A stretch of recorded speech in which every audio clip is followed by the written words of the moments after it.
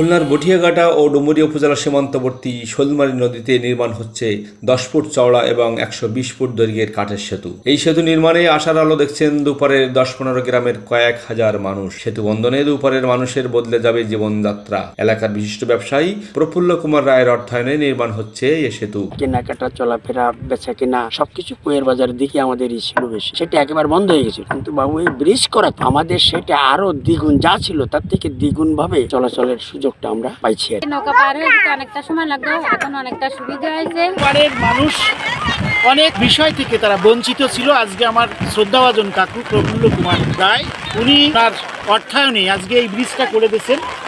আমরা খুব প্লিজড।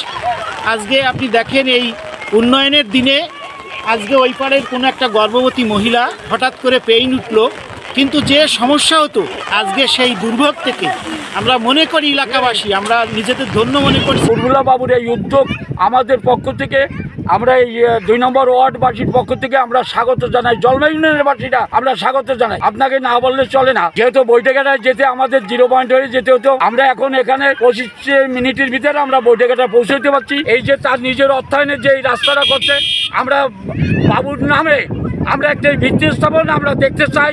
একসময় খরস্রোতা শোলমারী নদী আজ নাব্যতা হারিয়ে মরাখালে পরিণত হয়েছে। ভাটায় খাওয়া পারাপারের সম্পূর্ণ অনুপযোগী হয়ে পড়ে, যার প্রেক্ষিতে উজান ভাটাহারী নদীর উপর ব্যবসায়ী প্রফুল্ল কুমার রায় ব্যক্তি উদ্যোগে কাঠের সাঁকো নির্মাণের উদ্যোগ নেয়। তার এই উদ্যোগকে স্বাগত জানিয়েছেন দুপুরের হাজারো মানুষ। Subrata Faujdar, news desk, Dumuria.